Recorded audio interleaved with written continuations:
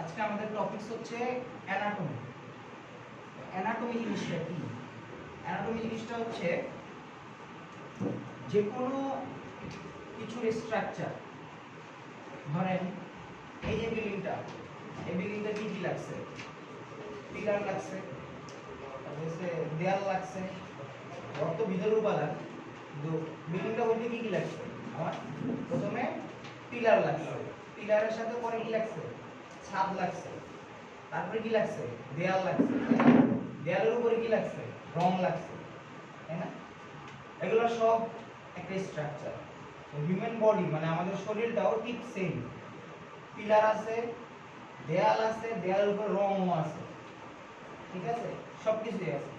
বডির ভিতরে বিভিন্ন উপাদান, যেমন এটার ভিতরে কি কি আছে? আমরা আছি, তারপরে ধরেন যে ওয়াশরুম আছে, চেয়ার টেবিল এগুলো আছে। আমাদের বডির ভিতরে এরকম অনেক কিছু আছে। হ্যাঁ, বিভিন্ন ধরেন যেমন উপরে হৃৎপিণ্ড আছে, হৃৎপিণ্ডের দুপাশে ফুসফুস আছে, ফুসফুসের নিচে ডান পাশে লিভার আছে, মানে যেটা কলিজাকে দেখে না, সবাই ভুলেও বলেন না যে কলিজা, কলিজাকে দেখে না, ঠিক আছে? তারপর হচ্ছে এই পাশে ধরেন আরেকটা ছোট স্প্লিন আছে, প্লিহা বলে যেটা, প্লিহা। অনেকে প্লিহা বলতে, অনেকে, আমি নিজে বুঝতাম না প্লিহা কি রে ভাই, মানে এমন একটা শব্দ প্লিহা, এটা ছোট এই পাশে। মাঝখানে আছে স্টোমাক মানে পাকস্থলী, পাকস্থলী থেকে শুরু হয়েছে ছোট নালী, বড় নালী, যেটা ক্ষুদ্র, ক্ষুদ্রান্ত্র, বৃহদান্ত্র যেটা বলা হয় আর কি। লাস্টে যায় পায়ুপথ। তারপর আপনার পা আছে, তারপর আপনার পুরুষ জননাঙ্গ আছে, স্ত্রীদের স্ত্রী জননাঙ্গ আছে, আর মাথা, মাথার ভিতরে খুলির ভিতরে ব্রেইন আছে, আর নাক মুখ এগুলো তো আছে। এই টোটাল বডির যে স্ট্রাকচার, যে পড়াশোনা, এইগুলাই মেইনলি অ্যানাটমি। কথা বুঝতে পারছেন অ্যানাটমি মানে কি জিনিস? তাহলে আজকে আমরা অ্যানাটমিতে পড়বো হচ্ছে কি কি জিনিস পড়বো? আমরা পড়বো হচ্ছে হার্ট, তারপর হচ্ছে অ্যাবডোমেনের কিছু জিনিস পড়বো। হ্যাঁ, তো হার্ট হচ্ছে অ্যাবডোমেন। এখন এই হার্টটা কোথায় থাকে? হার্টটা কোথায় থাকে? এখন দেখেন এই যে আমাদের যে বডিটা, আমি যদি আঁকি, মানে এই গলা থেকে ধরেন, ঠিক আছে? এগুলোতে কি আছে? এরকম খাঁচা আছে, হ্যাঁ, খাঁচা আছে এরকম। তারপরে কি আছে? তারপর আপনাদের এখানে এই ধরেন লিভার,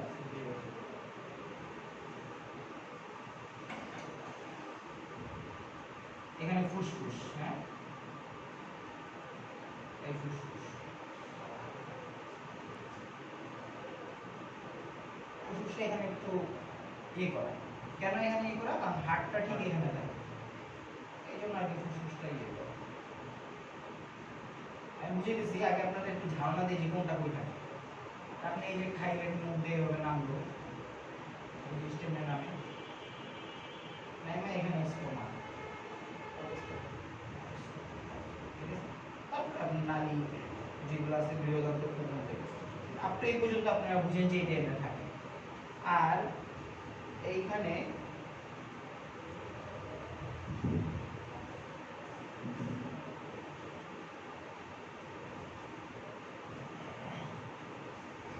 বলতেছি, ভয় পাওয়ার কিছু নেই।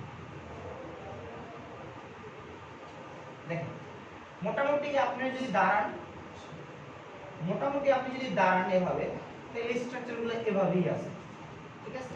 এখন দেখেন এই যে আমার এই নালীটা নামলো, এটা হচ্ছে খাদ্য নালী, হ্যাঁ, এটার পিছনে হচ্ছে আপনার ধরেন খাদ্য নালী, এটা হচ্ছে পিছনে, তো এটার সামনে হচ্ছে আপনার শ্বাসনালী আছে, যেটা দিয়ে হচ্ছে কোথায় গেছে? ফুসফুসে চলে গেছে, ঠিক আছে? দুইটা ফুসফুস দিয়ে চলে গেছে। আর এই যে এখানে হচ্ছে হাড়টা থাকে, হাড়টা হচ্ছে আপনার একদম ধরেন উপরে ফুসফুস, এই ফুসফুসটা সুন্দর মতো কাভার করা থাকে, আর হাড়টা ঠিক এই জায়গাটার ভিতরে থাকে, বুঝতে পারছেন? আর এখানে একটু কাভারিং থাকে, এটা এখানে ফুসফুস থাকে, এখানে ফুসফুস থাকে, আর এখানে হচ্ছে আপনার হৃৎপিণ্ডটা থাকে। তো মোটামুটি এইটা হচ্ছে আপনার বডির ভিতরে এই সামনে পর্যন্ত যা আছে আর কি। তারপরে খাদ্যনালী দিয়ে আপনি হচ্ছে পিছন দিয়ে নেমে হচ্ছে এই পাকস্থলী, পাকস্থলী দিয়ে হচ্ছে খাদ্য। আর এই যে এইখানে আমাদের এই পাশে, এখানে ডান পাশে, ডান পাশে, ডান পাশে, ডান পাশের এখানে হচ্ছে কি লিভার, হ্যাঁ, বা কলিজা যেটা বলে বলে লিভারের মানে যকৃত। যকৃত ওটারই কলিজা আর কি, যকৃত, লিভার, যকৃত। তো এইটার পরে হচ্ছে যকৃত, আর এইটা হচ্ছে আমার কি স্টোমাক, হ্যাঁ, আর এই পাকস্থলী আর কি, যাই হোক পাকস্থলী। কেউ না বলতে জিজ্ঞেস করবেন অবশ্যই, হ্যাঁ, কেউ বসে চুপ করে বসে থাকবেন না, চুপ করে যারা বসে থাকে তারা কিছু শিখতে পারে না। হ্যাঁ বলতেছি আসতে। তো এই যে পাকস্থলীটা সেখানে বুঝতে না, এই যেই জায়গাটা এরকম পাকস্থলী এখানে শেষ, তারপরে নালীটা ঘুরছে, ঠিক এই নালীর চিপার ভিতরেই থাকে হচ্ছে আপনার প্যানক্রিয়াস বা অগ্নাশয়, ঠিক আছে, এই যে এরকম এই ধরনের এই যে নালী, এই নালীটা ঘুরছে না, এইখানে একটা ফুটা আছে,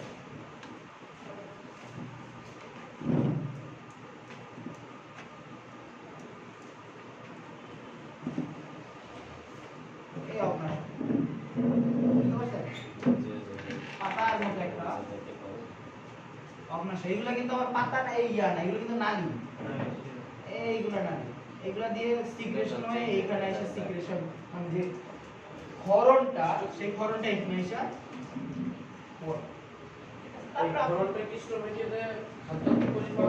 স্টোমাকে যাওয়ার দরকার নাই তো, কারণ স্টোমাক থেকে বা পাকস্থলীতে যে খাবারটা আসে ওইটাই দিতে যাবে, ও জাস্ট এখানে ওইটার ওর কাজ দিয়ে দেয়, এটা মিক্স হয়ে যায় আস্তে আস্তে, বুঝতে পারছেন? তো এইখান থেকে জাস্ট নালী আছে, নালী দিয়ে এটা ওখানে ছেড়ে দেয় ক্ষরণটা, বুঝতে পারছেন? তো এটা হচ্ছে আমাদের পড়া ওইটা না, আমাদের পড়া হচ্ছে বেসিক স্ট্রাকচার কেমনে তাহলে গেলে এটা, আর এটার মাথায় হচ্ছে কি থাকে, মাথা হচ্ছে কি বললাম ওই যে ক্লিয়ার, ঠিক এই যে এই মাথাটা ক্লিয়ার মাছ, এই প্রায় মোটামুটি একটা মিডল বরাবর এরকম, মানে লেজটা স্প্লিন বলে যেটা ইংলিশে, মেডিকেলের ভাষায় লাগানো যেটা, হ্যাঁ হ্যাঁ প্যানক্রিয়াসের মাথায় থাকে, ঠিক আছে, ঠিক আছে, এটা এই জায়গাটা 9-10 নাম্বার যে আপনার কি বলে এটারে, এই রিবসটা কি, এই রিবসটার ওইখানে থাকে, বুঝতে পারছেন? আচ্ছা, তাহলে বুঝতে পারছেন এখানে কি কি থাকে, সবাই বুঝছেন? বুঝছেন সবাই? যারা নতুন আসছেন তারা কেউ বুঝেন নাই? না বুঝতে বলেন, বুঝে দিই আবার। আরেকবার একটু বলতে। আচ্ছা সিরিয়ালি বললে আমরা কি করব? হ্যাঁ সিরিয়ালি উপর থেকে নিচ পর্যন্ত বলে। হ্যাঁ সিরিয়ালি, সিরিয়ালি হচ্ছে আপনি প্রথমে ফুসফুস থাকলো উপরে, ফুসফুস, হ্যাঁ, এই যে ফুসফুস, দুই পাশে দুইটা ফুসফুস থাকলো, হ্যাঁ, ফুসফুসের এইখানে হচ্ছে হৃৎপিণ্ড, ঠিক আছে, তার ফুসফুসের নিচে এই পাশে হচ্ছে কি লিভার, ঠিক আছে, লিভার। আর এইখান থেকে উপরে প্রথমে তো আপনার খাদ্যনালী পিছন দিয়ে নেমে, এইগুলো কিন্তু সবগুলো পিছনে, পিছন দিয়ে নেমে এখানে হচ্ছে কি পাকস্থলী, ঠিক আছে, পাকস্থলী, পাকস্থলীর এইখান দিয়ে হচ্ছে এটাকে বলা হয় ডিউডেনাম,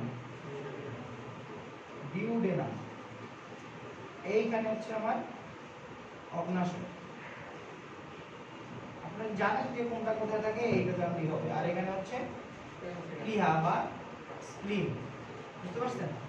তো এইটা হচ্ছে আমাদের মোটামুটি বেসিক থোরাক্সে যা আছে। এখন আমাদের যেটা আজকে টপিক সেটা হচ্ছে হৃৎপিণ্ড।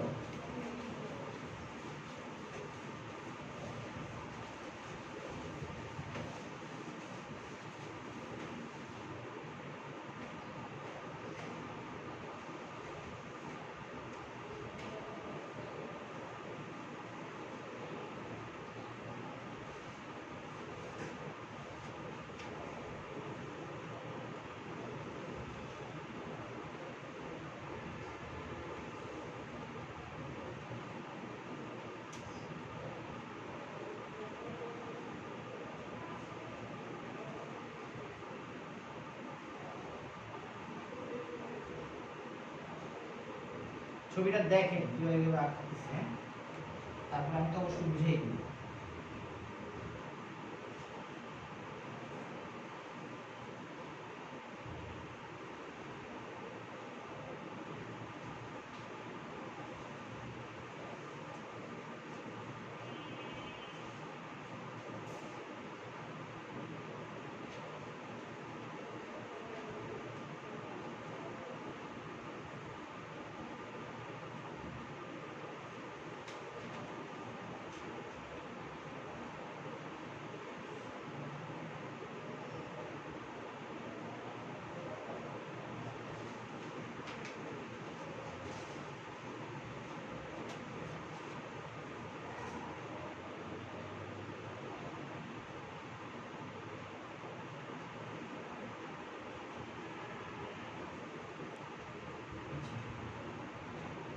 আপনাকে আমি বেসিক ভাবে বুঝিয়ে দিচ্ছি, হ্যাঁ, যাতে একদম সহজভাবে বুঝতে পারেন, বেশি কঠিন হলে আবার ঝামেলা।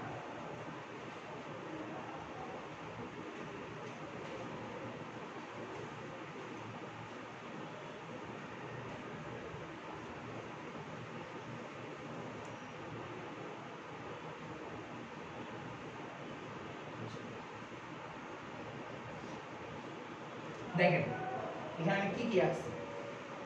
প্রথমত আমি এখানে একটা বক্সের মতো করে আঁকছি, আর পরে হচ্ছে একদম স্ট্রাকচার যেটা এটা আঁকছি। এখন এটা হচ্ছে আমার হৃৎপিণ্ড। হৃৎপিণ্ডের বিভিন্ন অংশ আছে। কি কি অংশ আছে?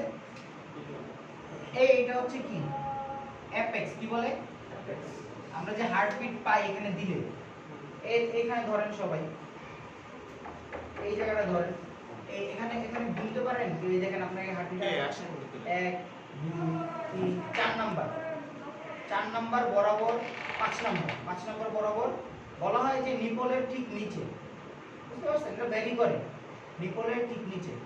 কারণ পুরুষ মানুষের দেখা যায় নিপলটা মোটামুটি বয়স ভিত্তিকে অ্যাডজাস্ট এক জায়গায় থাকে, কিন্তু মহিলাদের তো আপ ডাউন করতে পারে, সেজন্য নিপলের নিচে বলা হয় না। ফিফথ ইন্টারকোস্টাল মানে এখানে একটা স্পেস আছে, কারণ আপনি যে হাড্ডির মাঝখানে, খাঁচার মাঝখানে প্রত্যেকটা স্পেস আছে। এই ধরেন আমি আজকে যে শিখাই দিই, ধরেন আপনারা সবাই এখানে আছেন, এই মাঝখানে এই যে দাঁড়া, এইটা আছে না, এই হ্যাঁ এই জায়গাটা, এখানে একটা জায়গা আছে উঁচু, এই উপরে একটু উঁচু আছে না, এই যে আপনাদের মাঝখানে যে জায়গাটা, কে আসছে হয় আর ভিডিও ঢুকানো হলে বাইর করবে, এই যে এখানে একটা উঁচু জায়গা আছে, দেখেন সবাই উঁচু জায়গা আছে, আছে না? এই বরাবর হচ্ছে সেকেন্ড স্পেস। এটা আজকে শিখে রাখি, কেউ শিখে রাখেন, কোথাও শিখতে পারবেন না। সেকেন্ড স্পেস, কি স্পেস? এবার এটা নিচেরটায় আসেন একটু একটা গ্যাপ দিয়ে, যেটা একটু গর্তের মতো, থার্ড, তারপরে গর্তের মতো ফোর্থ, তারপরেরটা ফিফথ, বুঝতে পারছেন? এই ফিফথে বাম করো যাবে, ধরা হয় 8 থেকে 9 সেন্টিমিটার দূরে ধরা হয় নরমালি, ঠিক আছে? তো এইটা হচ্ছে ওই জায়গাটার মধ্যে হচ্ছে কি এই অ্যাপেক্সটা থাকে, আমরা ব্রিডটা এখান থেকেই পাই। কারণ আমরা যে স্টেথোস্কোপ দিয়ে দেখি অথবা ধরেন হাত দিয়ে দেখি, এটা হচ্ছে এই জায়গাটা আমরা ফিল করি, কথা বুঝতে পারছেন? আচ্ছা, এখন আসে এটাতে অ্যাপেক্স গেল, আর এই জায়গাটার নাম হচ্ছে বেস। অ্যাপেক্স মানে চূড়া, বেস মানে হচ্ছে কি আপনার ভিত্তিটা যেটা, তো এই অ্যাপেক্স আর ওটা হচ্ছে কি বেস। তো এইগুলো আমার হচ্ছে বাইরের, আর ভিতরের মধ্যে কি কি থাকে? ভিতরের মধ্যে চেম্বার থাকে, কয়টা চেম্বার? 4টা চেম্বার। কয়টা চেম্বার? 4টা চেম্বার। তো 4টা চেম্বার যদি হয় তাহলে হচ্ছে এইগুলাকে বলা হয়েছে কি অলিন্দ, কি অলিন্দ বা অলিন্দ বা অ্যাট্রিয়াম, কি অ্যাট্রিয়াম, অনেক জায়গায় অ্যাট্রিয়াম থাকতে পারে, সেজন্য অ্যাট্রিয়ামও শিখে রাখেন। তাহলে অলিন্দ দুইটা কি, উপরের গুলো অলিন্দ, নিচের গুলা নিলয়, ঠিক আছে? এগুলো হচ্ছে কি নিলয় বা ভেন্ট্রিকল, কি ভেন্ট্রিকল। তাহলে উপরে হচ্ছে কি অলিন্দ, নিচে হচ্ছে সরি অলিন্দ, আর নিচে হচ্ছে কি ভেন্ট্রিকল বা নিলয়। তাহলে অলিন্দ এবং নিলয়, অলিন্দ এবং নিলয়। তো 4টা আমার হচ্ছে চেম্বার। এই চেম্বারের মধ্যে উপরেরটাকে বলা হচ্ছে কি রাইট অলিন্দ, মানে ডান অলিন্দ বাম অলিন্দ, কি ডান এবং বাম অলিন্দ। এটাও কি ডান নিলয় বাম নিলয়। ক্লিয়ার? এটা বুঝতে হবে, ভালো করে বুঝতে হবে। কেন বুঝতে হবে পরে বলতেছি। 4টা চেম্বারই অনেকে ভুলে ফেলেন, বুঝেনি না কোন জায়গা থেকে কি আসছে, বুঝতে পারছেন? হ্যাঁ, ডান অলিন্দ বাম অলিন্দ, ডান নিলয় বাম নিলয়, ঠিক আছে? 4টা চেম্বার। এইগুলোতে তাহলে এই যে এখানে দেখুন বুঝেছি, এই যে 1টা 2টা 3টা 4টা। এখন এইগুলা ভাগ থাকে, এই যে মাঝখানে একটা অংশ আছে, এটা বলা হয় কি সেপ্টাম, কি বলা হয় সেপ্টাম, কি সেপ্টাম। উপরেরটা যেহেতু 2টা অলিন্দর ভিতরে বা অ্যাট্রিয়ামের ভিতরে, এইজন্য বলা হয় যে ইন্টারসেপ্টাম বা ইন্টারঅলিন্দ, মানে 2টা অলিন্দর মধ্যবর্তী একটা অংশ, বাংলা বুঝুন মধ্যবর্তী যেটা, ঠিক আছে? আর নিচেরটা হচ্ছে 2টা ভেন্ট্রিকলের মধ্যবর্তী, ইন্টারভেন্ট্রিকুলার, ইন্টার মানে মাঝখানে, ঠিক আছে? আপনারা অত কিছু না জানলেও চলবে, যা জানেন যে মাঝখানে, মধ্যবর্তীটা জানলেই হবে। ওটা ইংলিশ, ওটা বললে ভালো, না বললে কোনো সমস্যা নেই। তাহলে হচ্ছে মাঝখানে এটা, ঠিক আছে? সেপ্টাম। এই দুইটা এগুলোর পার্থক্য করে রাখে, ঠিক আছে? দুইটারে আলাদা করে রাখে। কেন আলাদা করে রাখতে হবে? একসাথে করে দিলেই তো হইতো। যেহেতু ব্লাডই তো যায়, ব্লাড এটার ভিতরে কি যায়? ব্লাড দিলে তো সব রক্ত একসাথে করে পাঠাইলেই তো হইতো, তাই না? এটা আলাদা করার কারণ কি? আলাদা করার কারণটাই আমরা দেখব। এখন দেখেন এই যে চেম্বারগুলো বুঝছেন তো? চেম্বার বুঝেন না এমন কেউ আছেন? চেম্বারগুলো বুঝেন নাই? হ্যাঁ, চারটা চেম্বার বুঝছেন? বেজ হচ্ছে এই যে এই জায়গায় আরো অনেক কিছু থাকলো যাচ্ছি, মানে এই পাশটাকে বেজ বলা হয় আর এটাকে অ্যাপেক্স বলা হয়। বুঝতে পারছেন? এইটা হচ্ছে নীলা না? হ্যাঁ, নীল। আর ওইটা হচ্ছে অলিন্দ। অলিন্দ। তারপর ডান অলিন্দ, বাম অলিন্দ। ডান হলো বাম, আপনি আপনি ঘুরেন না, এটা ডান এটা বাম। ডান হলে তো বাম উপরে দিতে হবে। বাম হলে ডান। না, এটা তো ডান বাম, ডান বাম আপনার হাত অনুযায়ী, এত মুখস্থ করতে হবে না তো জিনিসটা। বুঝেন, ডান পাশে ডান, বাম পাশে বাম। উপরেরটা অলিন্দ, নিচে নীলয়তে নিচে নীলয় শেষ। তাহলে হবে নিচেটা নীলয়, উপরেরটা আবার অলিন্দ, যাও এটা আপনি পারবেন, সমস্যা নেই। তাহলে এখন এই যে চেম্বারগুলো, এই চেম্বারগুলোর কাজটা কি? দুই পাশে দুই চেম্বারের কাজ কিন্তু দুই রকম না, একই কিন্তু জিনিস আলাদা, উপাদান আলাদা। ধরেন এই যে আমাদের হোল বডি, আমাদের পুরো বডিতে ব্লাড সার্কুলেশন মানে ঘুরে প্রতি 5 মিনিট একবার করে, প্রতি 5 মিনিটে একবার করে পুরো বডি ঘুরে বেড়াচ্ছে। ধরেন আপনি একটা ব্লাডের ভিতরে একটা ঢুকাইছেন, চকলেট ঢুকাইছেন, ও পুরো 5 মিনিটে পুরো বডি ঘুরে চলে আসে আবার জায়গা মতো। একবার সার্কুলেশন করতে 5 মিনিট সময় লাগে পুরো বডি। তাহলে বুঝেন এটা কত ফাস্ট চলে। আর আপনি মনে করতেছেন যে কি এই হিউম্যান বডিতে কম ধমনী শিরা কি কম আছে? কম নাই, লক্ষ লক্ষ। এই জিনিস যে কি পরিমাণ, এই দেখেন, দেখছেন এখানে এই ছবি দেখছেন, দেখেন লালগুলো হচ্ছে কি ধমনী, আর নীলগুলো হচ্ছে কি শিরা। দেখছেন এই যে লালটা এখান থেকে লালটা বের হইছে, ঘুরে ফিরে আবার নীলটা এদিকে ঢুকছে হৃৎপিণ্ডে। ছবিটা বুঝে যায়? নইলে আজকে যা সবাই ইয়াতে দেখবেন, কি বলে এটা, এই যে ইউটিউব অথবা যাই বলেন ইয়াতে গুগলে দেখবেন, ঠিক আছে? তাইলে এখন এই যে চেম্বারগুলা, এই চেম্বারগুলোতে কি হয়? মেইনলি ধরেন আমাদের হোল বডিতে ব্লাড সার্কুলেশন হয়। প্রথমত আমরা সারা শরীর থেকে ব্লাডগুলা কালেক্ট করি, সারা শরীর থেকে ব্লাডগুলা কি করব? ধরেন নিচের যে জায়গাগুলো আছে, নিচের বলতে হার্টের নিচে, ধরেন হার্টের নিচে যা আছে সেখান থেকে ব্লাডগুলা যায় হচ্ছে ইনফিরিয়র ভেনা কাভা। কি ইনফিরিয়র মানে নিচে, নিম্ন মহাশিরা বা যাই বলেন, তাহলে ইনফিরিয়র ভেনা কাভা। ভেনা মানে হচ্ছে ভেইন, ঠিক আছে? তো ইনফিরিয়র মানে নিচে, সুপিরিয়র মানে উপরে, ইনফিরিয়র মানে নিচে, তাহলে ইনফিরিয়র ভেনা কাভা। তাহলে ইনফিরিয়র ভেনা কাভা দিয়ে নিচের ব্লাডগুলো যায়, আর সুপিরিয়র ভেনা কাভা দিয়ে এই হৃৎপিণ্ডের উপরের ব্লাডগুলো আসে। বুঝতে পারছেন? এটা এখন বুঝেন নাই কি বলেন? আর এই সব ব্লাডগুলো কি সংযুক্ত? কার্বন ডাই অক্সাইড সংযুক্ত। এটা ভালোমতো বুঝেন, সব ব্লাডগুলো কি কার্বন ডাই অক্সাইড যুক্ত। তো এই কার্বন ডাই অক্সাইড কোথা থেকে আসছে? প্রশ্ন আসলে কার্বন ডাই অক্সাইড কোথা থেকে বুঝিয়ে দিচ্ছি পরে। এখন তাহলে কার্বন ডাই অক্সাইড সমৃদ্ধ, ঠিক আছে? তাহলে এটা হচ্ছে কি আমার রাইট অলিন্দ বা যেটা আপনারা বলেন ডান অলিন্দ। তাহলে ডান অলিন্দে সব ব্লাড এসে জমা হইলো কার্বন ডাই অক্সাইড যুক্ত, সবগুলো ব্লাডই কি কার্বন ডাই অক্সাইড যুক্ত। তাহলে এই কার্বন ডাই অক্সাইড যুক্ত ব্লাডগুলো আসলো, আয়সা কোথায় আসবে? এবার এই আপনার ডান নীলয়, ডান নীলয় এসে জমা হবে, ডান নীলয়তে এসে জমা হবে। এখন এই ডান নীলয়তে এসে জমা হলে কি হবে? এটা একদম পুরাটা চাইপা এখানে ব্লাড দিয়ে দিবে। তারপরে এখানে গেলে কি হলো? কার্বন ডাই অক্সাইড রক্ত চলে আসলো। এবার এই ব্লাডটা এই পথে কার্বন ডাই অক্সাইড নিয়ে কোথায় যাবে? বাম অলিন্দে যাবে। তার আগে কই যাবে? ফুসফুসে যাবে। কোথায় যাবে? ফুসফুসে যাবে। কার্বন ডাই অক্সাইড থাকবে। ধরেন এটা আপনার ফুসফুস, এই যে ফুসফুসে ব্লাডটা গেল, এই যে এই নালীটার নাম কি বলেন তো? ফুসফুসীয় ধমনী। এটা কি? ফুসফুসীয় ধমনী। আমার আগের ক্লাস করছিলেন তা তাহলে শিরা বললেন কেমনি শুনেন শরীরের সকল ধমনী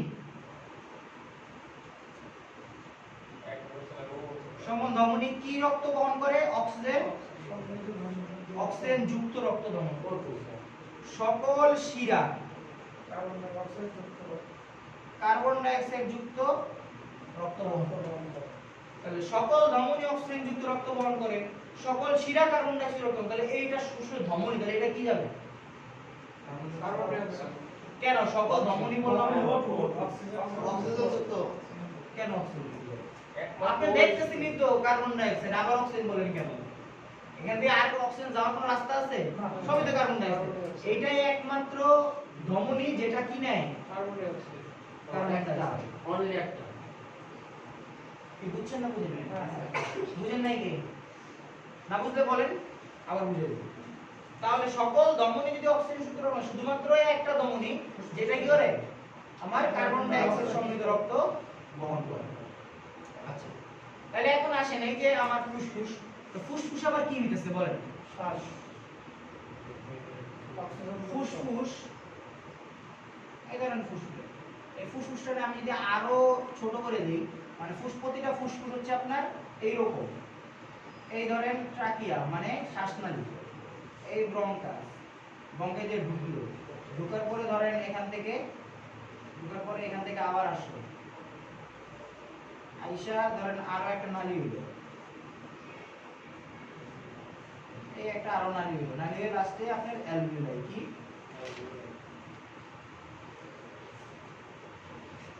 এরকম একটা গুচ্ছ আছে ধরেন এটা মোটামুটি প্রত্যেকটা জিনিস এই ফুসফুসটা এরকম অসংখ্য অ্যালভিওলাই আছে বুঝতে পারছেন এই ফুসফুসে অসংখ্য অ্যালভিওলাই আছে এই অ্যালভিওলাইয়ের কাজ কি আপনি এই যে শ্বাসনালী দিয়ে কি নিতেছেন নাক দিয়ে অক্সিজেন নিতেছেন তাই না এই যে এটা এই শ্বাসনালীর আশেপাশে হচ্ছে আপনার অসংখ্য রক্তনালী বা কৌশিক জালিকা থাকে কি থাকে কৌশিক জালিকা থাকে এরকম পেঁচানো পেঁচানো ওর কাছে যে অক্সিজেন আছে সে কি করে এই অক্সিজেনটা এখানে ছেড়ে দেয় আর এই যে কৌশিক জালিকাগুলোতে এইগুলাতে কার্বন ডাই অক্সাইড আছে সেটা সে নিয়ে নেয় বুঝছেন বুঝেন নাই কি এই যে এখানে কার্বন ডাই অক্সাইড আসছে না এটা এখানে আঁকলাম তো সেইটার এই যে এখানে আমরা ধরেন এই যে এরকম অ্যালভিওলাই সে এখানে কার্বন ডাই অক্সাইড আছে আর আমরা শ্বাস নিয়ে কি নিতেছি অক্সিজেন তো এই অক্সিজেনগুলো সে কি দিয়ে দেয় আর কার্বন ডাই অক্সাইড কি নিয়ে কি করে কার্বন ডাই অক্সাইড সে কি করবে শ্বাসনালী দিয়ে ছেড়ে দিল না আর ব্লাড যেটা এদিকে ঢুকছিল সেই ব্লাড এখন কি চলে আসলো অক্সিজেন আসলো সেইটা এইখান দিয়ে বের হয়ে বাম অলিন্দে চলে আসলো এইটা কে বুঝেন না বলেন কে বুঝেন না দেখেন পানি খাইছি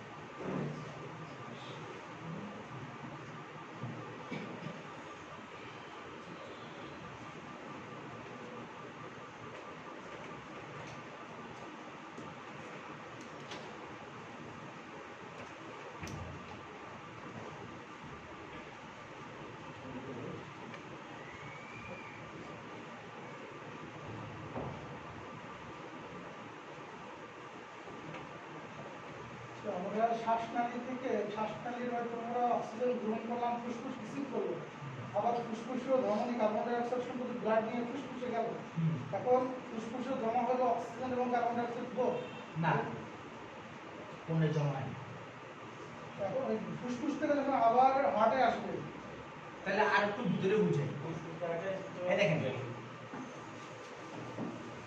দুইটা একসাথে জমা হয় না এই ধরেন একটা অ্যালভিওলাই আর এটার পাশে হচ্ছে কৌশিক জালিকা এটার একটা চাপ আছে বেকন চাপ এটার একটা চাপ আছে বুঝতে পারছেন দুইটা দুই জায়গায় থাকে চাপ কম বেশি হয় এক্সচেঞ্জ হয় শুধু এক্সচেঞ্জ হচ্ছে। হ্যাঁ এক্সচেঞ্জ, আর কিছু না। এটা জমা আর কোনো প্রশ্ন আসে না। জমা হবে, আপনার ওষুধ থাকলে তখন জমা হবে, এটা অন্য বিষয়। নরমালি এক্সচেঞ্জ হবে জাস্ট, বুঝতে পারছেন?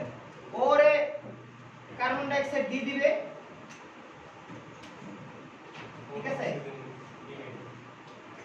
অক্সিজেন দিয়ে দিবে, আর হচ্ছে অ্যালভিউলে কার্বন ডাই অক্সাইড নিয়ে নিবে। অর্থাৎ আমার এলভিনের যদি চাপটা কম থাকে, হ্যাঁ, ওর যদি জায়গাটা কম হয়, তখন ওর ভিতরে চাপ কম থাকবে না। নরমালি হিউম্যান বডিতে চাপটা ওরকম থাকে, আমার কোষিক জালিকা থেকে অক্সিজেনটা চলে আসে, কার্বন ডাই অক্সাইড এখান থেকে চেঞ্জ হয়, তাই? যখন আমার অক্সিজেন কার্বন ডাই অক্সাইডের চাপ আছে, যখন আমার চাপটা চেঞ্জ হয়, তখন এখান থেকে এখানে এক্সচেঞ্জ হয়। এখানে মাত্রা জানি কি আছে, পয়েন্ট প্লাস 1 মাইনাস একটা রেশিও আছে কি জানি। ওটা তো আপনি কোশ্চেন রেশিওর কথা বলতেছেন, তাহলে ওটাতে আরো অনেক বেশি ভিতরে ঢুকতে হবে। এখন আপনি যদি ওগুলো বুঝে তাহলে সব স্টুডেন্ট ওগুলো বুঝবেন। স্যার অ্যালবিনেটে হলো অক্সিজেন এবং কার্বন ডাই অক্সাইডের পৃথকীকরণ কাজটা করে। পৃথকীকরণ ব্যাপারটা এরকম না, মানে অ্যালভিউলাসটা হচ্ছে ফুসফুসেরই অংশ। আমি যে শ্বাস প্রশ্বাস নিচ্ছি অথবা ছাড়তেছি, তাই এইটার মেইন কাজটা কিন্তু আপনি ক্ষুদ্র, যদি আপনি পুরো মোটা দাগে করতেছে কে? ফুসফুস। আমি যদি অনেক ক্ষুদ্র হিসেবে দেখি তাহলে করতেছে কে? অ্যালভিউলাস। এতটুকু বুঝছেন? মানে আমি ফুসফুসটা পুরোটা স্ট্রাকচার। ধরেন এই রুমটার ভিতরে একটা দেয়াল আছে, এর মধ্যে একটা ইট আছে, প্রথম ইটটা আপনি কাটছেন, তো ওই ইটটা হচ্ছে অ্যালভিউলাস। এবার কথা বুঝতে পারছেন?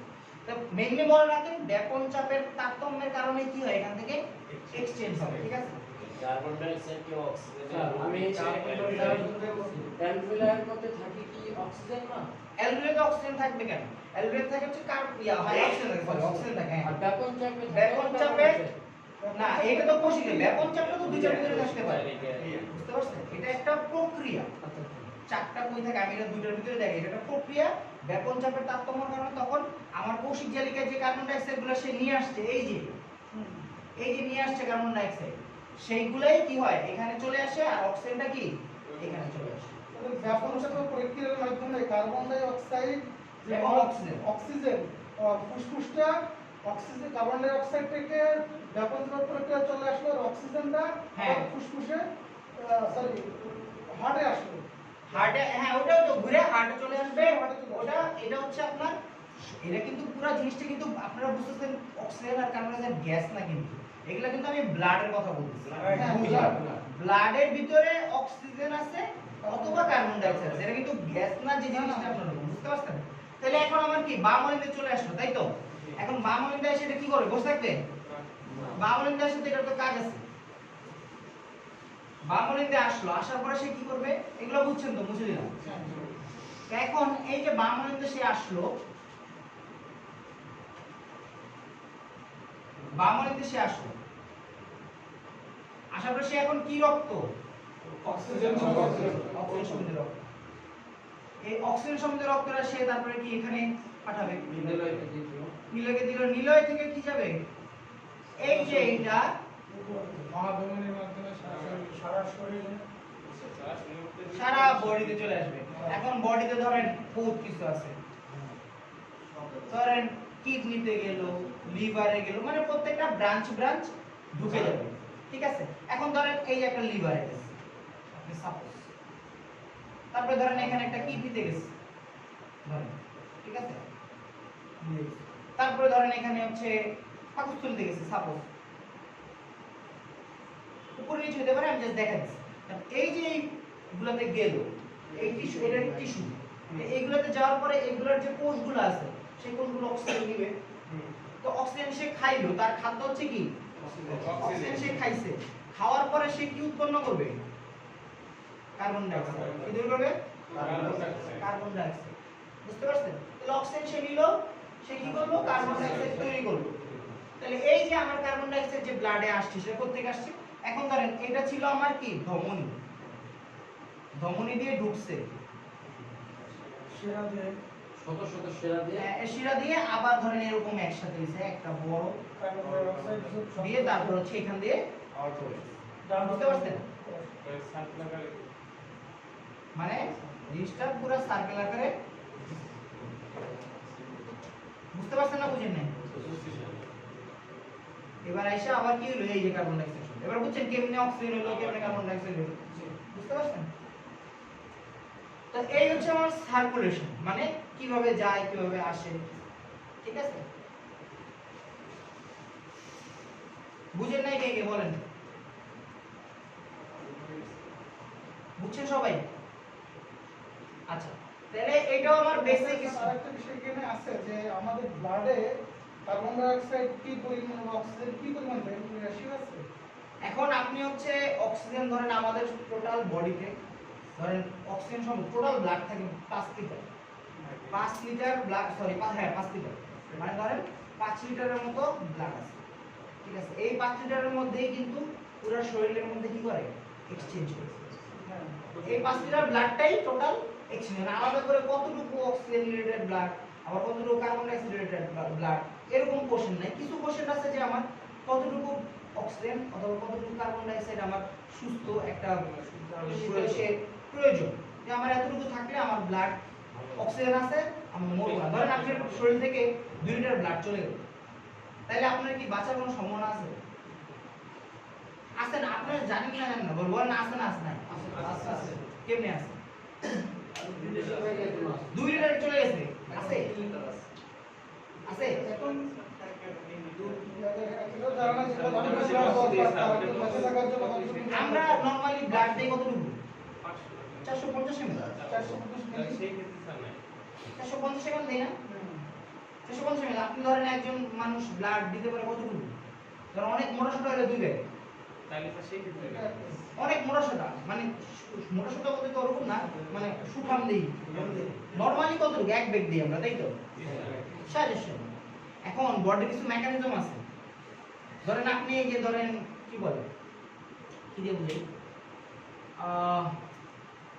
ধরেন কিছু ব্লাড শরীর থেকে বের হয়ে গেল অথবা কেটে গেল আপনার হাত, কেটে যাওয়ার পরে কিছুক্ষণ পরে দেখছেন জায়গাটা আবার শুকায় যায়, রক্ত জমাট বেঁধে যায়, তাই না? এটা হচ্ছে আপনার নেগেটিভ ফিডব্যাক। কি ফিডব্যাক?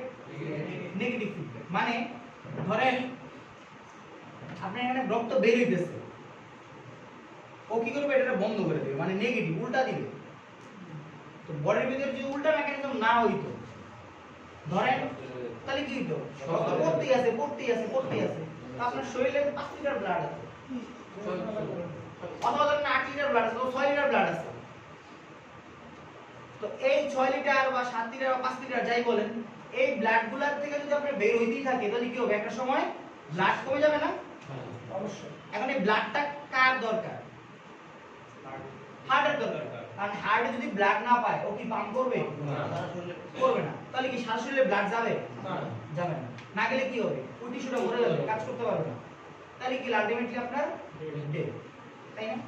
তাহলে এখন ধরেন একটা লোক অ্যাক্সিডেন্ট করছে, আগের ক্লাস যারা করছেন তারা মনে হচ্ছে একটা লোক অ্যাক্সিডেন্ট করছে, তার প্রথমে আপনি দেখলেন যে তার মোটামুটি ভালো ব্লাডই চলে গেছে, ভালো পরিমাণ ব্লাডই বের হয়ে গেছে। আপনি তার চোখটা ধরে দেখলেন যে তার চোখটা সাদা সাদা হয়ে গেছে, তার মানে কি ব্লাড নাই বডির ভিতরে, ব্লাড কমে গেছে। অথবা আপনি পালস ধরে দেখলেন যে পালস অনেক দুর্বল, মানে আপনি পাইতেছেই না, মানে ধরতেই পারতেছেন না জিনিসটা, মানে অনেক ব্লাড বের হয়ে গেছে। তাহলে এখন ধরেন আমার শরীরের ব্লাড যদি কমে যায় তখন আপ টু একটা লিমিট আছে, যে এই লিমিট পর্যন্ত সে বাঁচবে, এই লিমিট পর্যন্ত বাঁচবে। কেন? ওই লিমিট পর্যন্ত নেগেটিভ ফিডব্যাক দেয়। কি দেয়? Negative feedback. ধরেন 1 লিটার গেল, সমস্যা নেই, তখন বডি ওই যে বাকি যেটুকু আছে 4 বা 5 লিটার যেটুকু আছে ওইটুকু দিয়ে সে কাজটা করায় না, যে এতটুকু দিয়ে এখন কম আছে এটা দিয়ে করায় না। কিন্তু যদি কারো ব্লাড 2 লিটার চলে যায় তখন সেটা আর নেগেটিভ ফিডব্যাক দেয় না।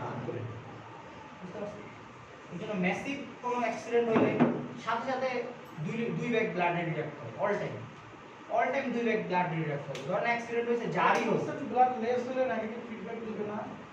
বুঝি নাই 100% ব্লাড হ্যাঁ ইকুয়াল 5 লিটার। এখন কত লিটার ব্লাড যদি চলে যায়, কত পার্সেন্ট ব্লাড? পার্সেন্ট হিসাব না, আমরা হিসাব করে হচ্ছে লিটার, মানে কতটুকু গেছে। এখন কতটুকু গেছে এটা তো আপনি দেখে বুঝতে পারবেন না। আপনি সেভিয়ার লেভেলের অ্যানিমিয়া কথা বুঝছেন? অ্যানিমিয়া বুঝেন? অ্যানিমিয়া অথবা আপনার শক মানে বুঝেন? মানে আপনার এই যে পালস পাওয়া যেতেছে না, ঠিক আছে, প্রেসার কমে একদম কমে লো, একদম লো, বুঝতে পারছেন? একদম লো হয়ে যাবে আর পালসটা কমবে না, সরি পালসটা হচ্ছে বাড়বে। ট্যাকিকার্ডিয়া বলে এটা, হ্যাঁ মানে আপনি প্রেসার মাপলে দেখবেন যে প্রেসার অনেক কম, মানে খুবই অবস্থা খারাপ, মানে লো প্রেসার, খুবই প্রেসার খারাপ, আর চোখ দেখলে বুঝবেন ফ্যাকাশে হয়ে গেছে। আর আপনি একটা লোকের বডি যদি এক লিটার ব্লাড চলে যায় আপনি দেখলেই বুঝবেন যে সে মোটামুটি একটা কালার চলে আসে। আপনি একটা সবুজ সতেজ মানুষ আর একটা রোগী আপনি দেখলে ডিফারেন্স করা যায় না। অবশ্যই আপনি তো তার ভিতরের রোগ এ দিয়ে আপনি ডিফারেন্স করতে পারতেছেন। আর যদি শরীরে যে এইগুলো তো সব ব্লাড, মানে এই চেহারা সব ব্লাড, আপনি সব পুরো চেহারাটাই যে এইগুলো সব ব্লাড, এই জন্য এত সুন্দর দেখা যায়। বুঝতে পারছেন? এত সুন্দর দেখা যায়। ফ্যাকাশ হয়ে যেত। আর ব্লাড না থাকলে আপনি দেখলেই বুঝবেন যে আর এখানে ব্লাড নাই। এটা একটা রোগী যদি দেখেন তাহলে বুঝবেন যে একটা রোগী এরকম। এখন আমার এই যে একটা রোগী ধরেন অ্যাক্সিডেন্ট করছে, তার তো এখন আমার টেস্ট করে দেখানো সম্ভব না কতটুকু গেছে বা কতটুকু হিসাব, এগুলো তো আমার বের করা কঠিন। আর আমি জানিও না যে সে কতটুকু ব্লাড তার লস হয়েছে।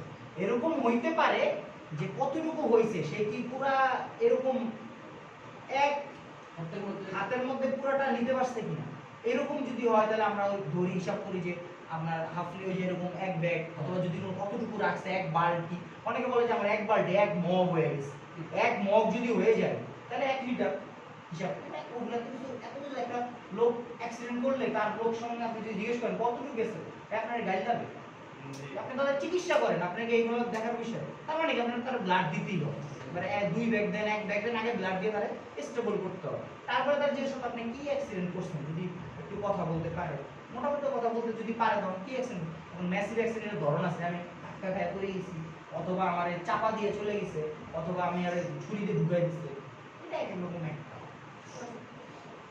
তাইলে আমি একটুকু আমার স্ট্রাকচারে কোনো সমস্যা আছে, বেসিক যেটা আপনাদের পড়ার জিনিস, এটা স্ট্রাকচার বুঝেন না এমন কেউ আছে? স্ট্রাকচার বুঝেন নাই? আচ্ছা, এখন এই যে আমাদের ব্লাড গেল, পাম্প করলো, সবই ঠিক আছে, সবকিছুই ওকে। এখন ধরেন কিছু রোগ হয়, কিছু রোগ হয়, যদি রোগ করানোর ইয়া না, মানে টপিক আজকে না, তারপর এই মানে স্ট্রাকচারের ভিতরে কিছু রোগ হয়, সেজন্য বলতেছি। সেটা হচ্ছে এই যে হার্টটা আঁকলাম আমরা, 4টা চেম্বার আঁকলাম,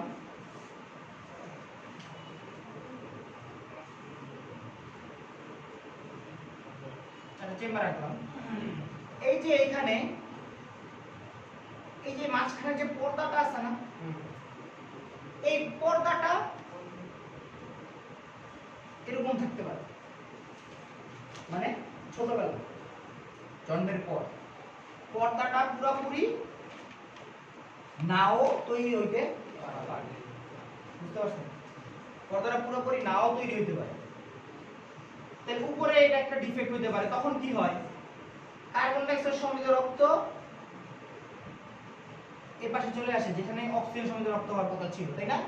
তাহলে কি হয়, এই ব্লাডটা ওই পাশে চলে যায়, তখন বডিতে কি হয়, আপনার সবই কার্বন ডাই অক্সাইড সমৃদ্ধ রক্ত হয়ে যায়। কারণ কি, এটা যদি এখানে চলে আসে তো এটা কই যাবে, নিচে, তো এটা দিয়ে কই যাবে, সারা বডি যাবে। তখন বডি কেমন দেখা যাবে বলেন তো? নীল। কি দেখা যাবে? নীল। ঠোঁটগুলা নীল হয়ে যাবে, কালচে হয়ে যাবে, পুরো শরীরে নীল হয়ে যায়, শোনা যায়। হ্যাঁ, নীল হয়ে যাবে। এটাকে বলা হয় সায়ানোসিস। কি? তার মানে কি, তার এই যে হার্টে সমস্যা হয়ে গেছে, ব্লাড যেটা অক্সিজেন হওয়ার কথা ছিল সেটা অক্সিজেন না হয়ে কি হয়ে গেছে, কার্বন ডাই অক্সাইড। বুঝছেন না বুঝেন নাই? বুঝছেন? এই যে ব্লাডটা দেখেন, আমি মনে হয় কিছু বুঝেন না, এটা কার্বন ডাই অক্সাইড সমৃদ্ধ রক্তটা কি করার কথা ছিল, এদিকে আসার কথা ছিল না? তারপরে এদিক দিয়ে কোথায় যাওয়ার কথা ছিল, ফুসফুসে যাওয়ার কথা ছিল না? তো সে ফুসফুসে যাইতে পারে না। তার কেন যেতে পারে না? কারণ তার এই যে এখানে পর্দাটা, সেই পর্দাটা এখানে মানে হয় নাই, ডেভেলপ হয় নাই। আমাদের তো জন্মের পরে আস্তে আস্তে আস্তে আস্তে ডেভেলপ হয়, মায়ের পেটে থাকতে ওখান থেকে আস্তে আস্তে জন্মের পর এটা ডেভেলপমেন্ট আস্তে আস্তে হয়, সেটা হয় নাই। সেটা না হওয়ার কারণে কি, এই রক্ত এখানে চলে আসছে, ফুসফুসে না যায় সরাসরি এখানে চলে আসছে, তাই না? আবার এরকম হতে পারে নিচেরটাও ডেভেলপ হয় নাই, ধরেন নিচেরটাও কি হয়ে গেছে, ডেভেলপমেন্ট, তখন কি এখান থেকে এখানে চলে আসতে পারে, অথবা এখান থেকে এখানে চলে আসতে পারে। নরমালি কি হয়, নিচের ক্ষেত্রে এই পাশের রক্তটা এই পাশে চলে আসে, কারণ এই পাশের চাপটা একটু বেশি থাকে। করে ফুসফুস থাকে তো, পুরো ফুসফুস গেল না, এই জায়গাটা থেকে ব্লাডটা কি আমার পুরো শরীরে পাঠাইছে, নিচ থেকে উপরে সে তো প্রেসারটা ওইরকমই দিবে, তাই না? ওর তো এখান থেকে ফুসফুসে পাঠাইবে, তাই না? সিম্পল কথা বুঝেন, একদম নরমাল জিনিস বুঝেন। এখান থেকে ওই একজন ধাক্কা দিতে যা লাগবে ওই রুমে ধাক্কা দিতে আর বেশি লাগবে না, ধরে দিতে হয় না, তাই না? সিঁড়ি থেকে নামতে যাওয়া হয় উপরে। এখন দেখেন তাহলে কি হলো, এখান থেকে ব্লাড এখানে চলে আসতে পারে, তাহলে কি হলো, এই অক্সিজেন সমৃদ্ধ ব্লাড ধরেন এখানে চলে আসছে, তারপরে এটা আমার দিকে যাবে, মানে একটা গুবলেট হয়ে গেল পুরা কি আর ভিতরে এলোমেলো হয়ে গেল। তাহলে কি আপনার বডিতে তখন এই যে সায়ানোসিস ডেভেলপ করতে পারে, তখন সে ভালো মতো ধরেন শ্বাস প্রশ্বাস ধরেন তার রেগুলার কাজ করতে নাও পারে, ঠিক আছে? একটা সময় যা দেখা যায় যে ওইটা বেশি দিন বাঁচে না, অথবা ধরেন সে যদি সার্জারি করে অথবা যদি চিকিৎসা নেয়, এটা তো আলটিমেটলি সার্জারি করতে হয়। না না, ব্লাড ক্যান্সার তো অন্য হিসাব, ব্লাড ক্যান্সার হিসাব ওগুলো অন্য, মানে ওগুলো ব্লাড জনিত বিভিন্ন সমস্যা, মানে আপনাদের টপিকস আছে হবে। তাহলে হার্টের সিল এটা আসলে কি ধরনের সমস্যা? হার্টের ছিদ্র, ছিদ্র বলতে মেইনলি এইগুলারই বুঝায়। পর্দা না থাকে, ঠিক আছে, এই পর্দাটা ফুটা আর কি, মানে ফুটা। এখন বাইরে তো ছিদ্র হওয়ার কথা না, ভিতরে এটা কি বলা হয়, ছিদ্র হার্টের ভিতরে বলে যে বাচ্চা থেকে জন্মের সময় ছিদ্র আছে। হ্যাঁ এইটাই, এই যে আসলে সহজ করে বোঝানোর জন্য ছিদ্র, ছিদ্র বলা হয়। এই তো ছিদ্র বলা হয় এই, এগুলো বাংলাদেশি বানাইছে বুঝলেন না, কত কিছু বলে ফুটা। এটা আসলে মেকানিজম নষ্ট হয়ে যাচ্ছে। মেকানিজমে থাকবে না, আমার তো ব্লাড ধরেন এই বদ্ধরুমের ভিতরে যে একটা কাজ হইতো, সেই রুমটা ধরেন এদিকটা ফুটা এদিকটা ফুটা তাহলে করতে হবে, লিক হয়ে যেতেছে না জিনিসটা, বেরোতে লিক হলে না হয়। এরকম। আচ্ছা, তাহলে আমার হার্ট থেকে আপনাদের যতটুকু মানে অ্যানাটমি যা দরকার এটা বোঝানো হয়েছে, ঠিক আছে? বাকিটা ফিজিওলজিতে আছে, ওটা বুঝতে পারবেন যখন যদি ক্লাস নেয়। এখন আসেন আমরা অ্যাবডোমেনে আসি। অ্যাবডোমেন, হ্যাঁ, অ্যাবডোমেন অর্থ কি?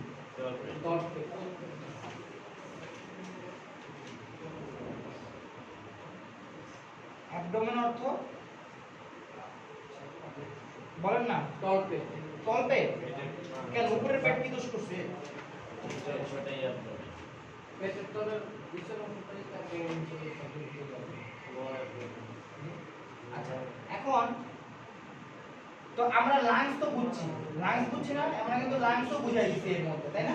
তাহলে ফুসফুস মানে যেটা আর কি, তাহলে ফুসফুসও বুঝলাম, আমরা হার্টও বুঝলাম, দুইটার কাজও বুঝলাম, কি করে সেটাও আমরা বুঝলাম, তাই না?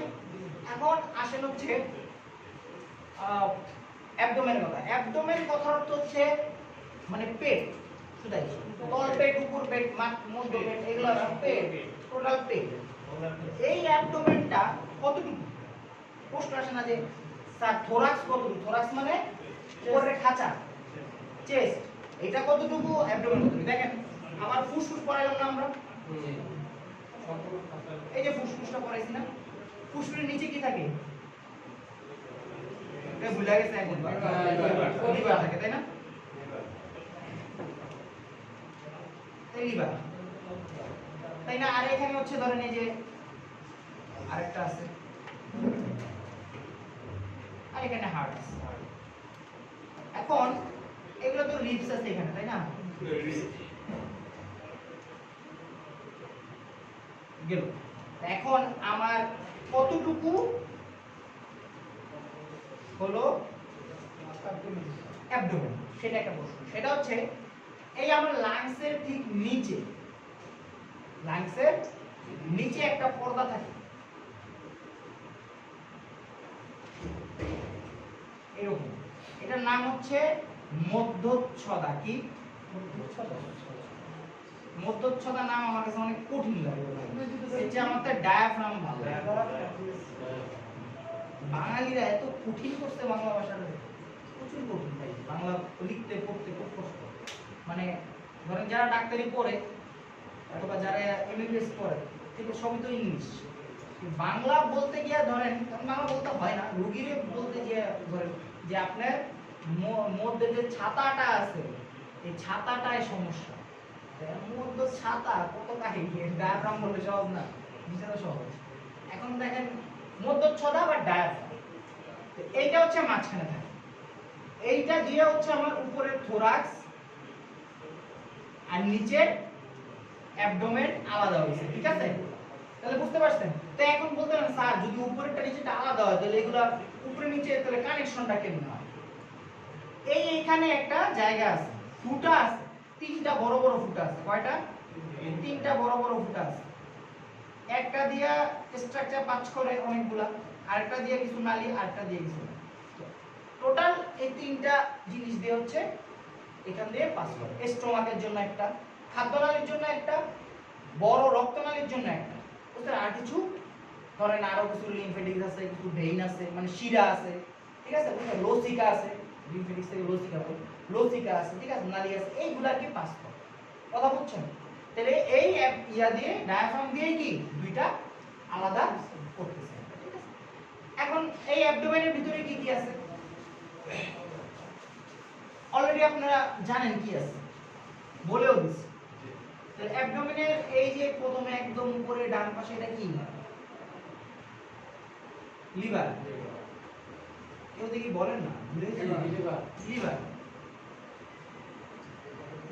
লিভার, হ্যাঁ ঠিক আছে।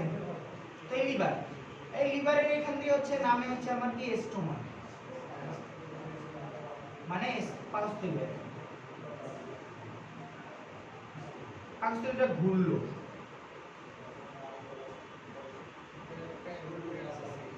ঘুরে হচ্ছে এটা ঘুরলো, ঘুরে তারপরে হচ্ছে যে এরকম এরকম হলো, পেঁচাইলো পেঁচাইলো পেঁচাইলো, বহুত পেঁচানি আছে, এটা বহুত পেঁচানো, অনেক বড় নালীর পেঁচায় আল্লাহ যে কেমনে বানাইছে এটা অসম্ভব। এই পেঁচাতে যে লাস্টে একটা নালীতে সেখানে থামে, বুঝতে পারছেন? এটা অনেক পেঁচান আছে, এটার নাম হচ্ছে ডিউডেনাম। ডিউডেনাম নামই ডিউডেনাম, আর বাংলা কি নাম আছে আমার জানা নেই, মানে পড়ি নেই। ওটা হলো পিরোটন। আর এটা হচ্ছে ক্ষুদ্রান্ত। কি মানে আপনার ক্ষুদ্রান্ত বলা হয় তিনটায়: ডিউডেনাম, জেজুনাম, জেজুনাম, জেজুনাম, আর একটা হচ্ছে কি আইলিয়াম। কি এই তিনটারই বলা হয় ক্ষুদ্রান্ত, বুঝতে পারছেন? তাহলে ডিউডেনাম, ডিজে আই আর কি, ডিউডেনাম, জেজুনাম, আইলিয়াম, এটা নিয়ে কি হইছে? ক্ষুদ্রান্ত। কি হইছে? ক্ষুদ্রান্ত। এই ক্ষুদ্রান্তটা এসে এখানে ওপেন হইছে। এই ওপেন যে জায়গাটার নাম কি বলেন? সিকাম। সিকাম কি? সিকাম। সিকামটা এসে এমনি এমনি উঠছে, উঠছে এরকম উঠে উঠে তারপরে কি হয়? এরকম ওই পাশে যায়, বুঝতে পারছেন?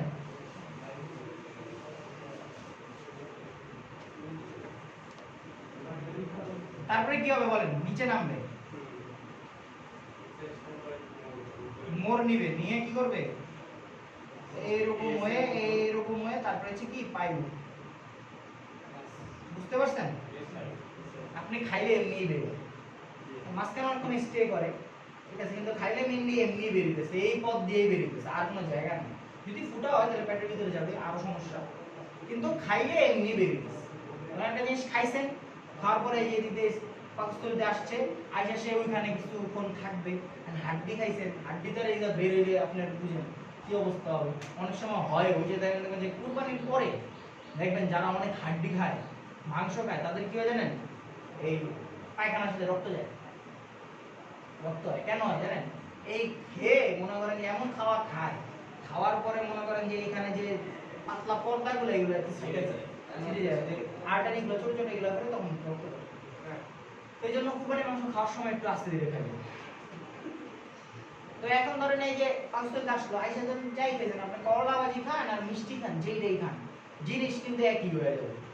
এটার সাথে যে অ্যাসিড মিশ হয়ে অ্যাসিডটা একদম মিশ্রিত হয়ে এটা একদম মন্ড বানায় ফেলা, একদম মন্ড বানায় ফেলা। বানানোর পরে সে এখান থেকে কারণ কিছু জিনিস ক্ষরণ হবে, হরমোন, তারপরে এনজাইম, এগুলো ক্ষরণ হবে, ক্ষরণ হয়ে সেটা এখান দিয়ে আসবে, আসলো। এই আসার পরে এখান থেকে এই ধরেন এখানে কি আছে? এখানে আঁকি নেই, এটা আপনারা তো কেউ বললেন না যে রাখলাম না। এই যে এখানে একটা নালী, সেই নালীতে এটা কি আছে? অগ্নাশয়। কি আছে? অগ্নাশয়। অগ্নাশয়। আর এটা হচ্ছে কি?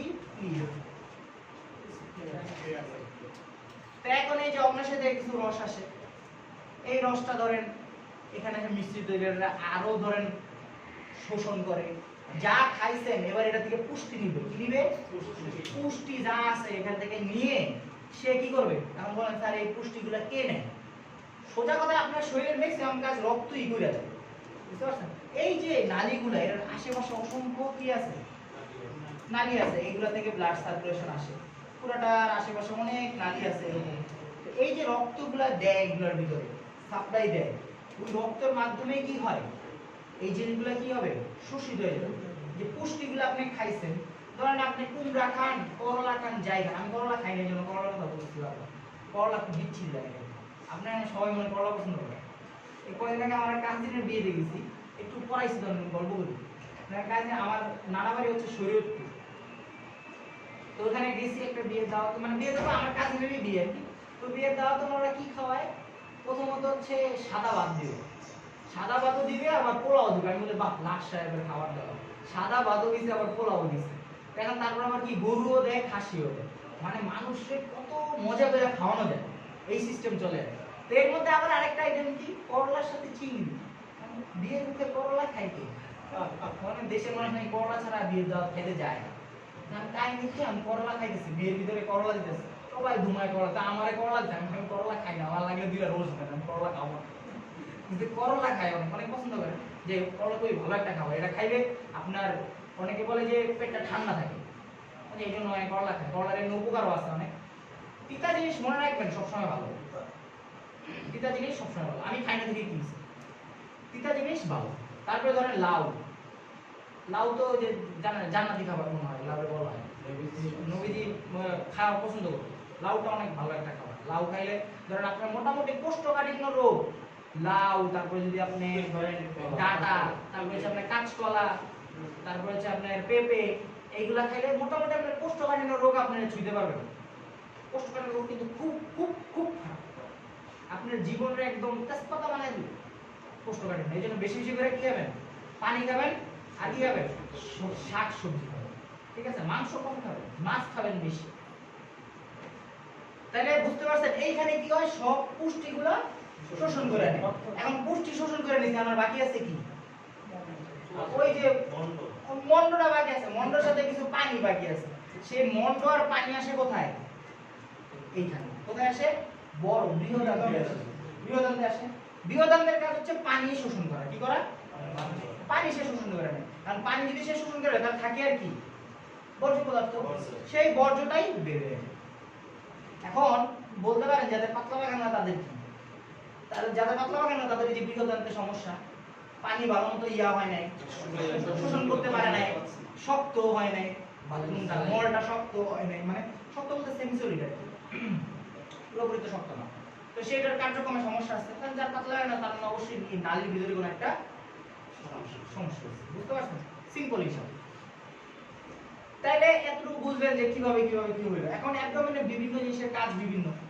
এখন আমার এই যে আমি স্টোমাক দেখলাম, স্টোমাকে কি হয়? খাবার এসে জমা হবে, জমা হয় সেটা কি হবে? বোলাস বা মন্ডে পরিণত হয়। কি হয়? মন্ডে পরিণত। এনজাইম আছে, বিভিন্ন এনজাইম, সেই এনজাইমগুলো এখানে কি হয়? এনজাইমগুলো সেখানে সিক্রেশন হবে। সেই এনজাইমের কাজ আমরা ফিজিওলজি যখন করব তখন আরো ডিটেইলসে করতে পারবো। যেহেতু স্ট্রাকচারের ক্লাস, সেহেতু আমরা স্ট্রাকচারগুলোই ভালো করে জানি। তখন এই যে আমার কথা হচ্ছে এখানে গেল জিনিসটা মন্ড হয় কেমনি? জিনিসটা কি এরকম দেখতে? পাকস্থলীর ভিতরে এরকম না, এটার ভিতরে এরকম এরকম আছে। মানে এগুলোর কি বলা হয় জানেন? রুগী, রুগী কি বলে? রুগী প্যাটার্ন। মানে জিনিসগুলো আপনার ওগুলোর ভিতরে যায়া মানে ঘুরপাক খাবে। আবার ধরেন মাসেলগুলা, পাকস্থলীর মাসেল, স্যার আপনি যেটা দেখাচ্ছেন এটা কি ওর একটা কাপড়ের মতো নাকি? কাপড়ের মতো না, আপনার এখানে একটা ছবি আছে, পর্দার মতো না? না না পর্দার মতো না, ছবি, ছবি থাকলে আমি দেখাই দেবো। না না ওটা দেখুন প্লেন দেখাইছে। আজকে যা দেখবেন ইয়াতে ইউটিউবে অথবা গুগলে দেখবেন, দেখবেন যে স্টোমাক, স্টোমাক ভিতরের গঠন বা অন্তর্গত স্টোমাক দিলে ভিতরে ছবি চলে আসে। ওটার ভিতরে দেখবেন যে এরকম এরকম স্ট্রাকচার আছে, মানে ভাঁজ ভাঁজ। হ্যাঁ হ্যাঁ জি জি। এই ভাঁজ ভাঁজ এরকম আছে। আবার স্টোমাকের মাসেলটা ধরেন এই গোল গোল সার্কুলার আছে, লম্বাও আছে। বুঝতে পারছেন?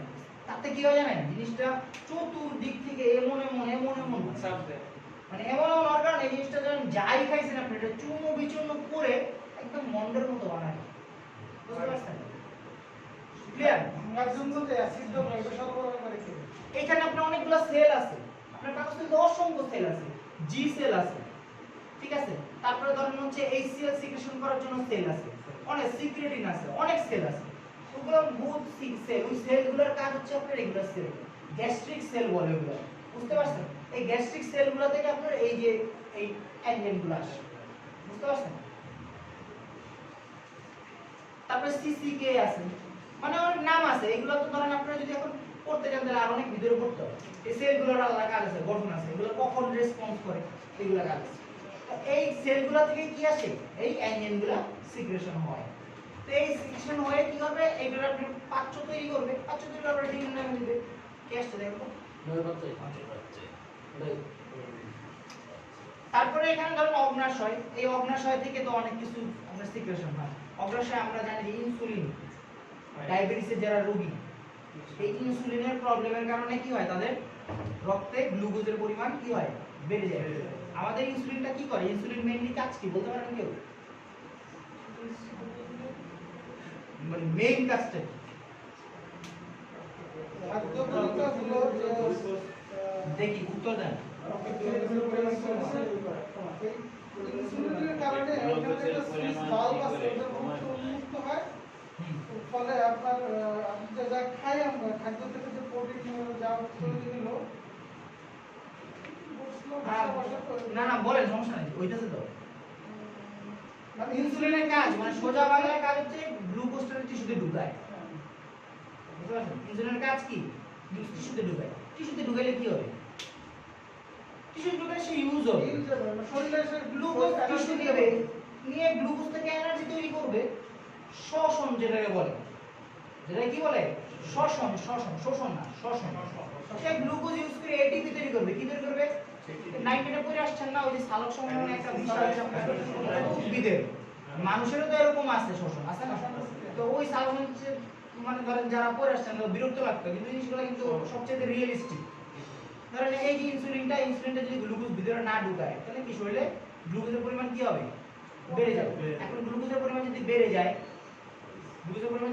তাহলে কি হবে আপনার শরীরে, ধরেন গ্লুকোজ ইউজ হইতেছে না, তখন কি গ্লুকোজের পরিমাণ ডায়াবেটিস হবে।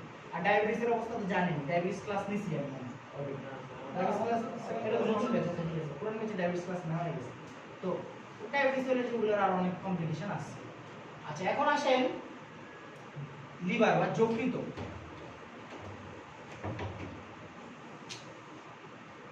কালকে বাসে আসতেছিলাম আমি, তো লোকাল বাস উঠছি, এক জায়গায় আমি যেতেছি জাস্ট অল্প দূরত্ব ডিস্টেন্স। এখানে একজন সুস্থ ফিট শরীরের এক লোক ভিক্ষা করতেছে যে আমার ছেলের লিভারের সমস্যা, আমার কিছু ভিক্ষা দেবে। তো লোকটা দেখতে ফিট ফাট, আমি মনে করলাম যে এই লোক ভিক্ষা করে কেন, লিভারের সমস্যা তো কোনো বড় কিছু না, কারণ আপনি লিভার যদি 2 ভাগে 3 ভাগে 2 ভাগে এটা ফেলা দেন সমস্যা নেই, 2 ভাগে 3 ভাগে 2 ভাগে এটা ফেলা দিলে প্রবলেম নেই। বাকি যে 1 ভাগ আছে এগুলো থেকে আবার লিভার গ্রো করবে, আবার এটা আস্তে আস্তে ডেভেলপ করবে। কারণ আমি চাইছিলাম না ডাইকা বলি আপনার কি সমস্যা, আমার একটা অবস্থা দেখেন, তাহলে বেজ্জুতি হবে, তার যে ইনকামটা সে নষ্ট হবে, সেই জন্য কিছু বলিনি। কি দরকার ভিডিও করে খাইতেছে না, ঢাকা শহরে মনে করেন যে 100% যদি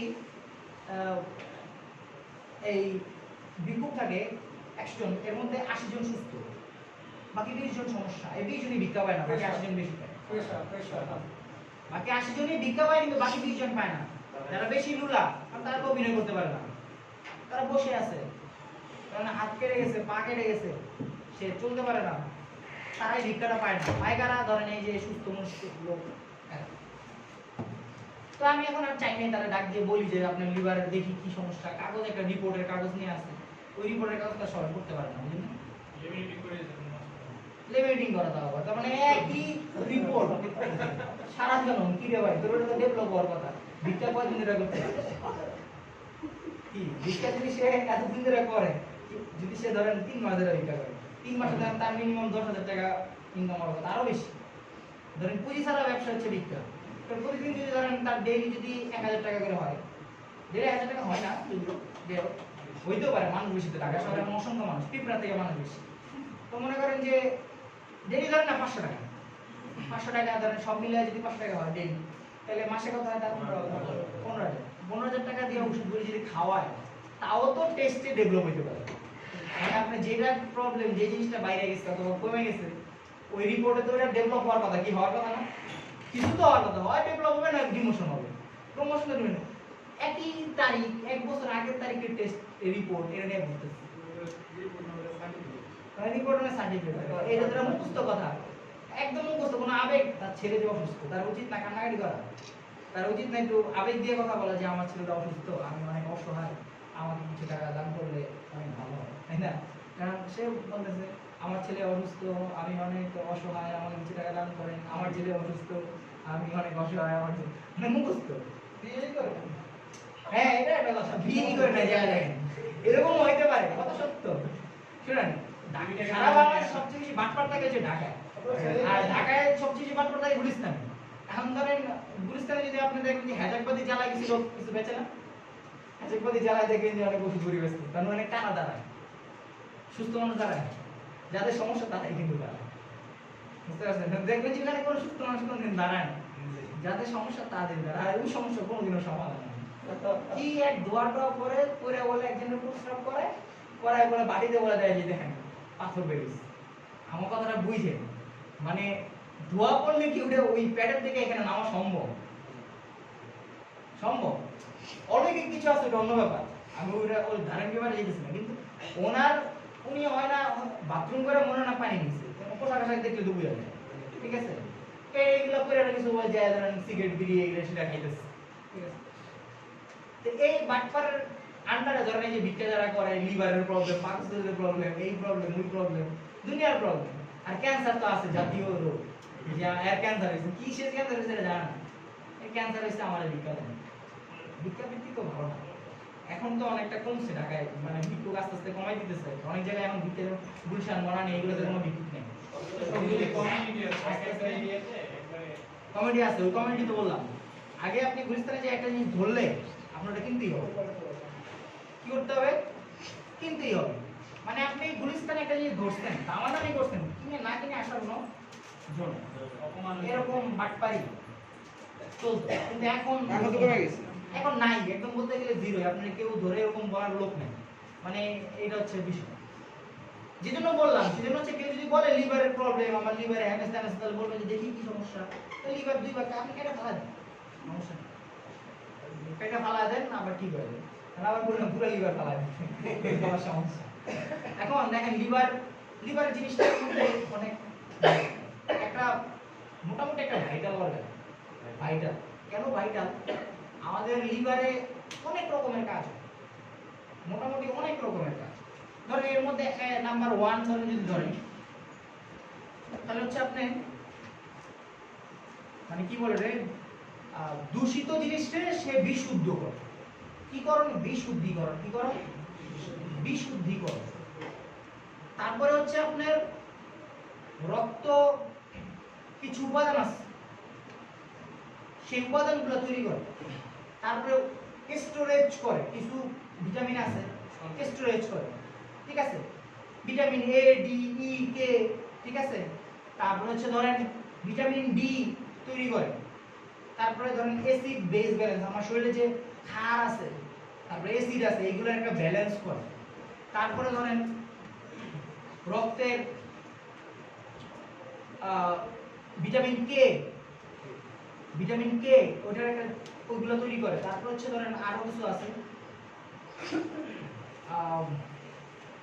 এই যে এখানে ধরেন 4টা কোয়াড্রেন্ট থাকে গঠন, এই কোয়াড্রেন্টের মাঝখান দিয়ে ইনফিরিয়র ভেনা কাপা পাস করে। ইনফিরিয়র ভেনা কাপার একটা শরীরের মাঝখানে যে এটা আছে স্ট্রেট ভাবে বা ভালো মতো পজিশনে আছে, সেই পজিশনিংটাও কিন্তু এই লিভার করে। নলে জিনিসটা এদিকে চলে যেত, তাই না? এইটা এই মাঝখানে সেটারে ধরে রাখে, বুঝছেন?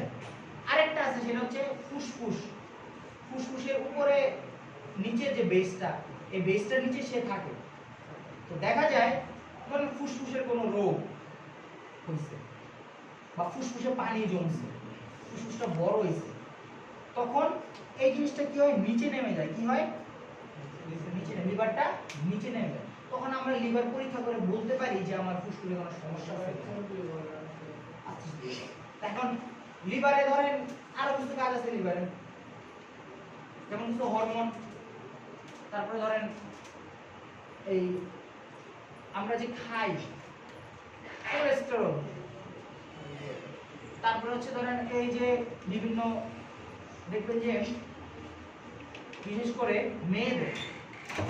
মেয়েদের অনেকে দেখবেন যে অনেক পশম আছে না, এরকম লোম আছে, অনেক প্রবলেম হয় না। এটার মানে একটা কারণ হচ্ছে লিভারে যদি আপনার লিভারের কাজ না করে, লিভারের ভিতরে যদি আপনার ভালো মতো সার্কুলেশন না হয়, তো তার টেস্টোস্টেরন লেভেল বেড়ে যায়। কি হয়, টেস্টোস্টেরন লেভেল বেড়ে যায়। এটা মনে রাখবেন। বেড়ে গেলে কি হবে জানেন, ছেলেদের বৈশিষ্ট্য চলে আসা শুরু করে।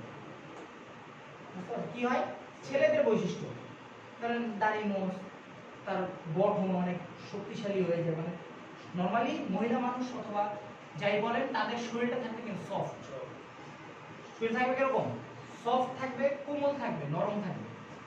তো সেক্ষেত্রে যদি আমার পুরুষদের মতো তার শরীর শক্ত হয়ে যায়, অনেক মানে দেখা যায় যে পুরুষের মতো একটা ইয়ে চলে আসে, খিটখিটে বা কথাবার্তা, রাগান্বিত, এগুলো চলে আসে, মেজাজ বদমেজাজ। তারপরে তো এইগুলোর কারণে, এই কারণে হচ্ছে আবার হয় কি, ধরেন লিভারে যদি ফ্যাট জমে, চর্বি, কি জমে, চর্বি জমে। আমার লিভারের কাজটা হচ্ছে আমার এই চর্বিটারে রিসাইকেল করে ওখান থেকে আমার ধরেন অন্য পদার্থ তৈরি করা যাতে চর্বিটা না জমে। এখন যদি লিভারে কোনো প্রবলেম হয় তাহলে কি চর্বি জমবে, যদি ফ্যাট জমতে থাকে আস্তে আস্তে জমতে কি হবে জানেন, সিরোসিস হয়ে যাবে, লিভার সিরোসিস। কি হবে, সিরোসিস থেকে কি হতে পারে, লিভারে কার্সিনোমা বা ক্যান্সার, কি হতে পারে, ক্যান্সার হতে পারে। এই জন্য লিভারটা খুব ইম্পর্টেন্ট। এখন আমাদের যেটা পড়া সেটা হচ্ছে অ্যানাটমি, লিভারের যেটা অ্যানাটমি। ধরেন লিভার, এটা আমি যেটা আঁকলাম, এটা সামনের পার্টটা এরকম মসৃণ থাকে, সামনের পার্টটা এরকম মসৃণ থাকে। শুধুমাত্র এইখানে একটা মানে আপনার ধরেন পাতলা চিকন আছে, এটা দিয়ে দুইটা ভাগ হয়, এটা এক পাশ, এটা এক পাশ, বুঝতে পারছেন, জাস্ট ভাগ। এটা একটা লিগামেন্ট, ফেলসিফেরাম লিগামেন্ট, নাম হচ্ছে ফেলসিফেরাম। আপনারা যদি আরো বেশি ভালো করতে চান তাহলে ফেলসিফেরাম লিগামেন্ট। এখন এই লিগামেন্টটা সামনে, এটা সামনের অংশ। পিছনের দিকে কি হয় দেখেন, পিছনের দিকে যদি আমি আঁকি, ধরেন এই যে পিছনের অংশ, এই পিছনের অংশে অনেকগুলো ভাগ আছে। এখানে একটা ভাগ, এখানে একটা ভাগ। আপনারা সত্যিকারে যদি দেখেন অথবা আজকে ইউটিউবে যা দেখবেন, লিভার সার্চ দিবেন, ওখানে একদম পুরো কোন ভাগগুলো আছে, একটা অংশ, এক অংশ, একটা অংশ, এক অংশ, প্রত্যেকটা অংশই কিছু কিছু জিনিস দিয়ে ভাগ করা। এটা একটা কোয়াড্রেন্ট, এটা একটা কোয়াড্রেন্ট, এখানে একটা কোয়াড্রেন্ট আছে। আর যেটা সবচেয়ে ইম্পর্টেন্ট সেটা হচ্ছে এখানে আপনার পিত্তথলি বা গল ব্লাডার, নাম শুনছেন তো, পিত্তথলি নাম, এই গল ব্লাডার এই যে এরকম, এইটার একটা পজিশন এখানে আছে, লিভারের কাছাকাছি, লিভারের ঠিক নিচে, লিভারের উল্টা পাশে নিচে। তো এই যে পিত্তথলি, এই পিত্তথলিটাও কি লিভারের এই উল্টা পাশে থাকে। আর এইখান দিয়ে ধরেন ওই যে বলছিলাম ইনফিরিয়র ভেনা কাভা পড়াইছিলাম না, ওই ইনফিরিয়র ভেনা কাভা, তারপর হচ্ছে অ্যাওয়ার্টা মানে ধমনী, মহাধমনী, তারপর হচ্ছে আপনার ইনফিরিয়র ভেনা কাভা, এইগুলো দিক দিয়ে পাস করে। বুঝতে পারছেন, এইটা হচ্ছে লিভারের অংশ। এখন এই লিভারের ভিতরে আরো কিছু ধরনের স্ট্রাকচার, আরো ভিতরে যদি যাই তাহলে জিনিসগুলো এই যে এরকম সাইনোসয়েডের মতো থাকে, মানে আরো ক্ষুদ্র অংশ আর কি। ওই ওখানে অ্যালভিওলাই পড়াইলাম, তো এখান থেকে ধরেন এরকম এই ধরনের এরকম আসা, সবগুলো একটা নালী দিয়ে আসে।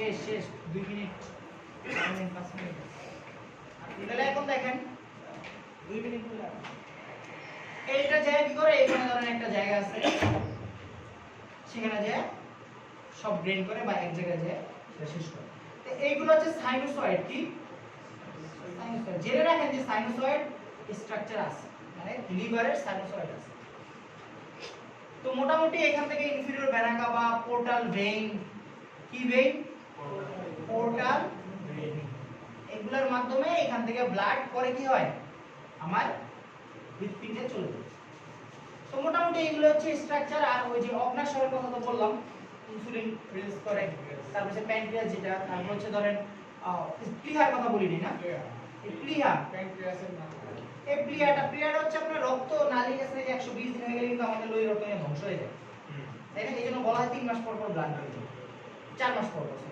3 মাস বলে তো যারা একটু ভালো ওষুধ 3 মাস বলে ওদের 4 মাস পর মানে 120 দিন সোজা তো এইটা এখানে ধ্বংস হয় এখানে তৈরিও হয় এখানে বুঝতে পারছেন প্লিহা আর কিছু স্টোরেজ আছে স্টোরেজ ফাংশন আছে এর বেশি এখানে আর কিছু নাই পড়ার মতো আর বৃহদন্তের কথা তো বললাম খাবার ওই যে আপনার মলটা ত্যাগ করবে আর কিছু আছে এগুলো আপনারা ফিজিওলজিতে পড়াবেন নতুন ব্যাচে তো ফিজিওলজি ক্লাসও আছে ফিজিওলজিতে বাকি স্ট্রাকচারগুলো পড়াবেন তো এই টোটাল হচ্ছে আপনাদের অ্যাবডোমেন থোরাক্স হৃৎপিণ্ড এবং হচ্ছে লাংস মোটামুটি ফুসফুস